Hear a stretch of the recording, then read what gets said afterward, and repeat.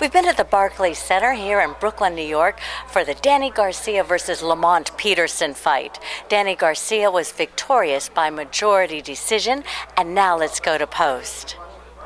I cannot agree with the judges.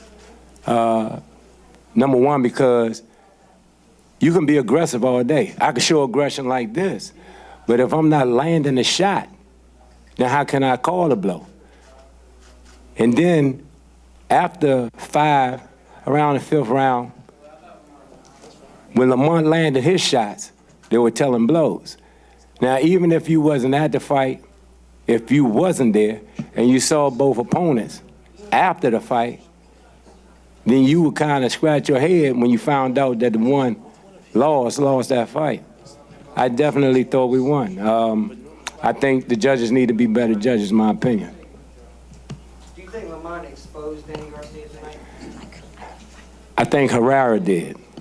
And really, and not taking nothing away from Danny, I love the kid. I just think Lamont was a better overall fighter. A guy that can box, and y'all know Lamont, he got a heart bigger than the room. He a dog if he have to.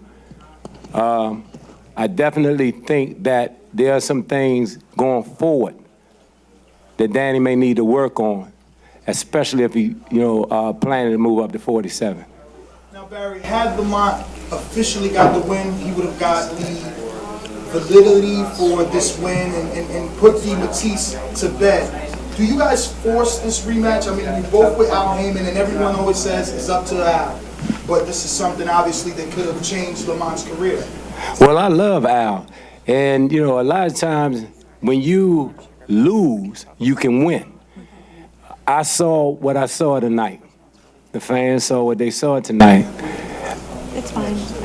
Would you change anything about Lamont's performance? I know, Danny, being aggressive can go either way, but he was moving backwards a lot early in the fight. Do you think that could influence the judges? I mean, there's a thin line between moving from side to side and moving backwards. Me personally, I think that, again, the judges need to be better judges overall. You cannot look at a situation or look at a person or look at their trunks, I don't like the way he's moving side to side, or I don't like the fact that he moved backwards, this other guy's coming forward. If the punch is not landing, they're not landing, but the more telling blows in that fight was landed by Lamont Peterson. We don't have a reset button. That fight is over with. The decision is over with. I'm not even worried about that no more.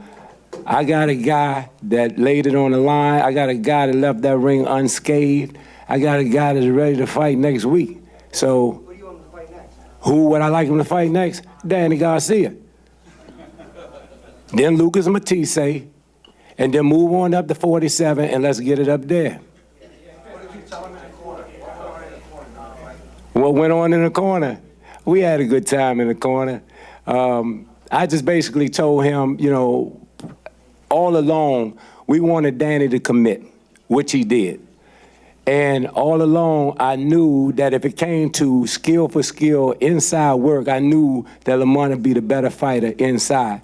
And once they traded blows, I don't know if it was a body shot or hook or whatever, his eyes told me all I needed to know. I saw doubt. And that's when I told Lamont, control aggression, hunt him down behind the jab, get to him, and I definitely need the 11th and the 12th round. Isn't he sitting down between the rounds? Is that like some sort of kind of arrogance, saying I'm good, I'm in shape, I don't have to sit down on the stool? If you think about boxing, right, as a whole, in the gym when they sparring, do they sit down? They don't never sit down. And a lot of times when you do sit down, you give your legs time to relax. And it's hard as hell getting back up off the stool again. Throughout Lamont and his brother's amateur career, if you go back to the footage, very rare do you see them sit down on the stool. So that's something, I didn't tell him to do it. He said, man, get that stool out of here, I don't need that. Now, Barry, what's the situation with the IBF? Obviously, they said if Lamont lost this fight, which unfortunately that was the decision, he would strip them. What is your stand? I can't make the call for Mr. People in the IBF. You know, I know that in the past, IBF has always stuck by us, so I give them a lot of credit for that. We're not worried about, you know, no belts right now. To me, that's what's killing boxing. Everybody's trying to protect the belt or zero or something like that there, and we don't get the fights when you had Ray versus Hearns, Hagler versus Duran. These were legendary fights with legendary fighters that lost and that are Hall of Fame fighters. If we can get that garbage out the way with green belt, black, red belt, and all that, and just put the best in against the best, then you'll have boxing back to the glory days that it should never have left from in the first place. Again, my opinion. Do you regret not starting the pressure earlier during the fight? No, I'm never going, because I'm going to do my homework. I'm going to do my homework, and it's my job to do the recon work, write down every strength and weakness of my opponent, know my opponent better than I know myself, relay that message to my athlete, and it's his job after that point to carry it out. Me personally, like I said, the only thing Lamont could have done better is knock Danny out. Barry, if you guys were to get the rematch, would you have it at catch weight again, or would you actually put the titles on the line? We've always been able to make 140 pounds. The fans wanted this fight. I wanted the fight because I'm a fan first. The only way we could make the fight was at a catch weight. Danny went online and was quoted as saying that he didn't want to put his body through, you know, that type of stress and strain after being off for 8 months. So I understand, and I know what the fighters go through. But again, if we get caught up in making a weight or a belt here, a belt there, then these fights that we all yearn to see, we'll never get a chance to see them. So if it's 140, if it's 147, 148, whatever that weight may be, if Danny take that rematch, then we're looking forward to it. Congratulations on a wonderful performance tonight. Thank you. You guys did great. You talked about getting Danny to commit. It seems that it always worked when people did try to apply that strategy with him. My question is, was your game plan with the lateral movement, was that part of the game plan? It was side to side, yes. It was side to side movement. A lot of it was, you know, reverse and field. I never wanted him to get a chance to set his feet.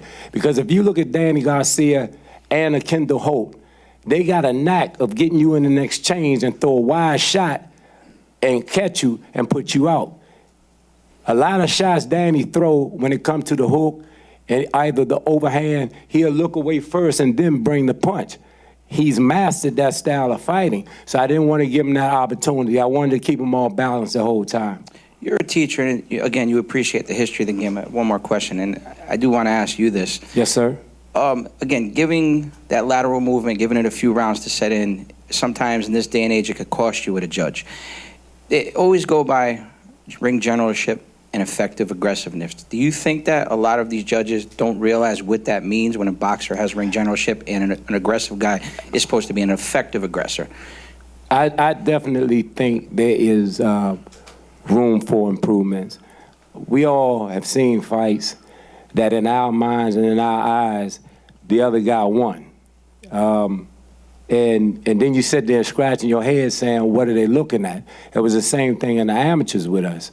The only thing that I think that we all need to do in order to make a better fight, I need to be a better trainer, a better teacher. And in order to judge fights better, I think the officials need to be better judges. You can never go back, you know, in reverse time. If that could happen, then all of us would go back and change something in our life. So only thing we can do now is look forward. And definitely you'll see him back in the ring. Like I said, Lamont is unscathed. If we need to go back next week, we can go back next week. Well, Barry, Question down here. Yeah, was the bolo and the shuffle by design? Was the bolo and the shuffle by design, or was that just in the ring, just improvised? That's Lamont. Lamont is that guy that, and like I said, you guys seen him. You seen him box. You seen him bang. He got speed. He got power. Beautiful defense. Whatever it called for that night, he felt pretty good that night, you know what I mean? And, you know, and down the stretch, he really felt good. He was just doing Lamont. Now, Barry, you didn't answer the question about asking for the rematch. I'm trying sorry. to make sure that it happens because, again, Heyman is the one that's... I'm sorry. Well, like I said before, no, listen. Al is the man. I love him. You know, I even love him more because he stepped up for me and my family big time, you know, in a time of need. This is a guy that I've known, you know, shortly after I really came in the game. I got all, you know, the trust in the man, and I definitely want to see a rematch, without a doubt. And if not Danny, like Lamont always say, you know, and he's been chasing Danny for a long time, all he can do is hope for a rematch. And if we can get that, definitely we would love to do it again. I don't care what we do it at. I just want to see it done. Out of all the controversial fights that Danny has had, do you feel this one deserves a rematch more than the Herrera fight? I definitely think, you know, I thought Herrera did a good job. I thought, you know, again, that he should have got the decision. But nevertheless, I thought Lamont had a more telling performance than Herrera did, especially down the stretch. And I think his performance warranted more of a rematch than Herrera. When Lamont kind of ran up and down the ring, along the ring ropes in between one of the rounds, I don't remember which one, I thought he was playing with Garcia's mind to do that. You see, look how much energy I got. I don't even have to sit. I don't have to do it. I can do push-ups. George Foreman, I think it was, used to do push-ups. Who was it? Somebody used to do push-ups in between. Who was it? No, somebody else. It was somebody else. And is that what he was doing, trying to play with He was. Lamont, I'm a student of Sun Tzu. And a lot of times in war, you want to turn around and make your enemy, even if you're weak, you want to make them think you're stronger than you are. And so psychologically is what breaks first. You can be the most in shape guy on the planet, but if your mind, if you lose control of this, then you're going to lose control of all the self. And then when Danny saw that, and when Lamont started walking him down, psychologically he started to break. Yes, sir. Yep, right here in the middle. Funny you brought that up. There was a point, I'm not talking about that, a different question. I think it was the 11th round. I said you noticed when you saw Danny starting to break upstairs a little bit.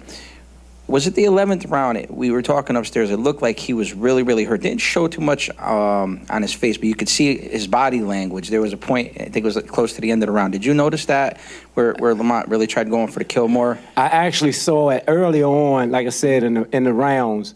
He got hit with something. I don't know if it was a hook, a right hook, or whatever it was. When I saw his face and I saw his eyes after that, I saw doubt. And I told Lamont, he wanted to go earlier. He wanted to go earlier. He said, look, I can pick it up right now. I said, well, listen, control aggression, hunt him down behind the jab. But when it came to the 11th and the 12th, I really saw it. And I saw weakness. And when I see weakness like that, man, just like any shot, we gonna attack it. And so he started hunting him down even more. I really, really thought he was gonna knock him out. Yeah, absolutely. When we come back to D.C., man? That's when Mr. Heyman comes in at. We'll be in D.C. very, very soon. Very soon. I want to tell you, but I can't tell you, but we'll be there very soon. Thank you. You're more than welcome. Thank you, guys. Thank you. Go out there, put on a good performance, and leave safe.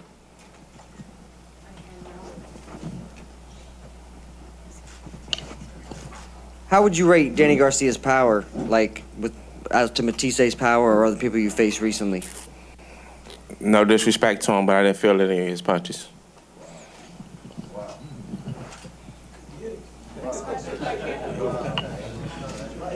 Did you feel that there was anything else other than to say knock him out, is there anything else you would have done differently that might have secured a victory? I felt like I should have went to the body more. Normally that's my forte, but it was a bit awkward at first, and I just had to tell myself to just throw it anyway. He kind of come down with his head, and I felt like we would have a head clash if I, sat down on my body shots the way I normally do. So I kind of stayed away from it early, But eventually I was just like, man, I just got to throw it regardless of what. And so I just started going to the body. But I should have started a little earlier with the body shots. Lamont, it was very clear cut on the scorecards that over the last 5 rounds, the judges saw you as the dominant fighter in the fight because you were settling down in front of him and getting your shots off. Do you feel you could have started that a couple rounds earlier?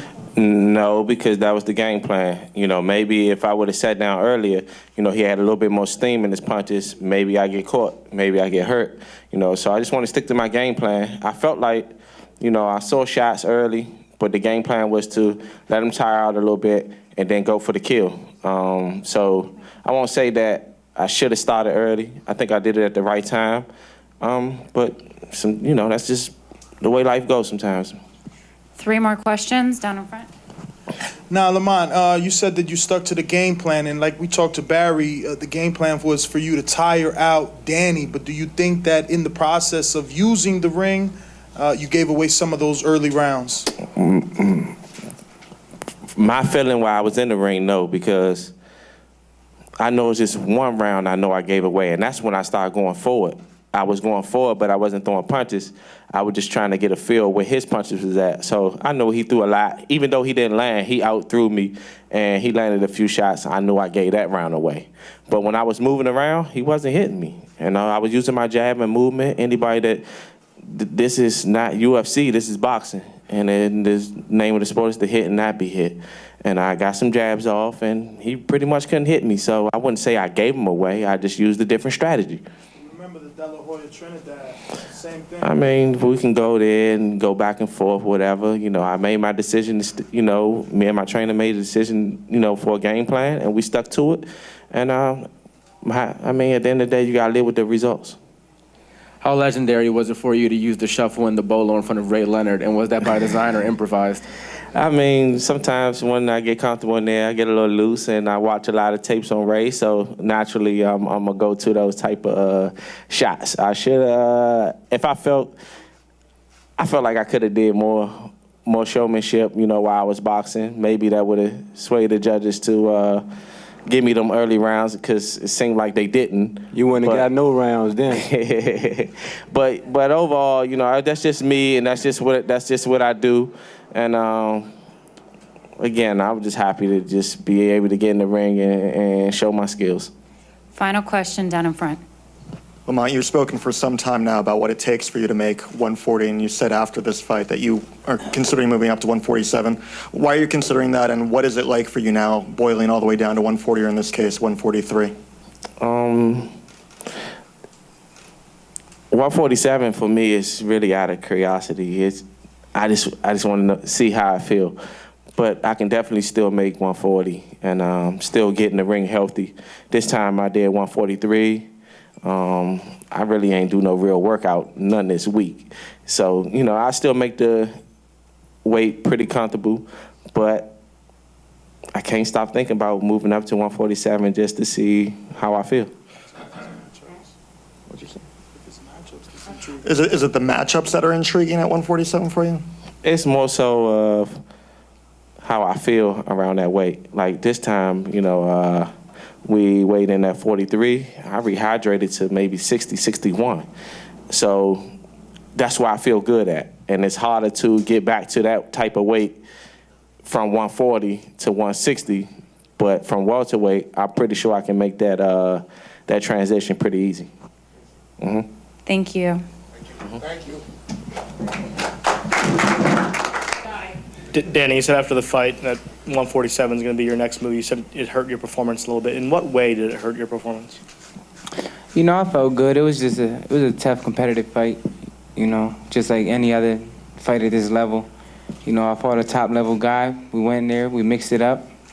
You know, he moved, he came at me at the end. And, you know, I found a way to win, like I always do. No excuses. Is this the toughest fight you've had? I've been in some tough fights. Where I faced adversity before. You know, he came on strong at the end. But you know, every fight's a learning experience for me. So I would have to say, you know, it's just another tough fight in my career. Do you feel that him giving away the first couple of rounds is really the reason that you were able to get the win? Because when you took off the later rounds, you already had the early rounds in the bag? I feel like if he would have came at me early, I would have landed more punches and, been able to break him down. But, he was moving. He had his game plan to move and then try to come on late. He had a good game plan, but, I just had to stay focused and weather the storm. Danny, paraphrasing here, but he said he didn't feel your punches. What do you say to that, and what was the effect of his punches on you? I mean, I didn't really feel his punches either because he was moving for like 10 rounds. But, it's a fight. He can say what he wants to say. I got the victory. Ain't not much more to say, but I got the win. Danny, how much did the bolo and the shuffle affect you mentally, and when you responded with your own ollie shuffle back at him? Oh man, it's just boxing's a mental game. Like I think in the 4th round when he was moving around, and I said, "Come on, let's fight. Let's get the fans to fight." And then I guess he tried to come back at the end and showboat, but showboating ain't punches. You know what I mean? You can't score dancing around, fooling around. So I came to fight tonight. He came with his game plan. He did good. I feel like I did good, and I'm just happy the fans enjoyed the fight. Danny, is this a fight that you would consider having a rematch for? It's up to my management team. It's up to the network. Whatever they want, it's up to my team. But I'm a fighter, and I fight anybody. Angel, just a general opinion of how the fight went.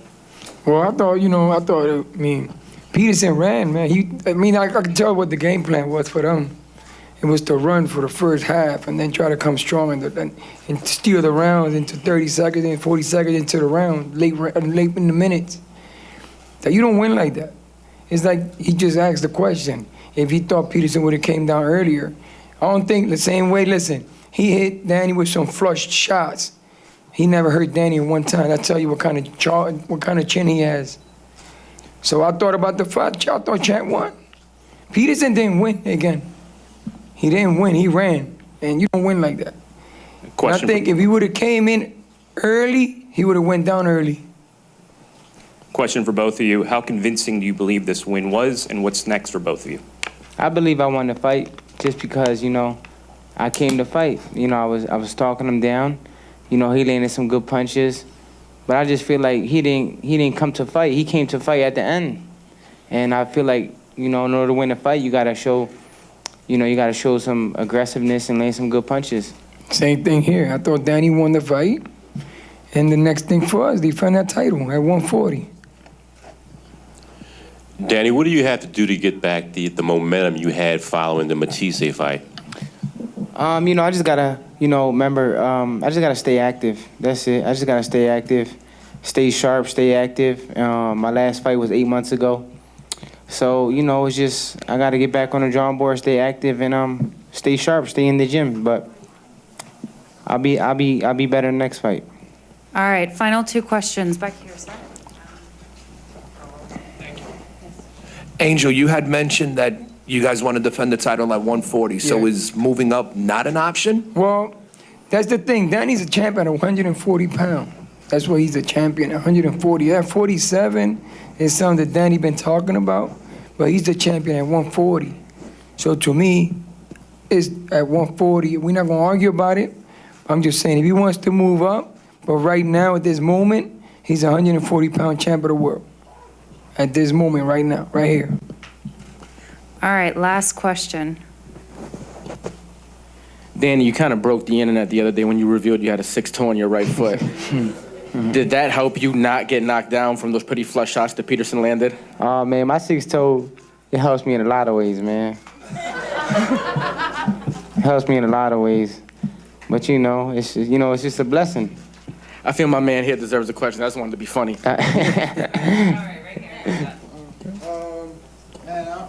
You're out? All right. Thank you. Thank you, guys. You got to close on that one.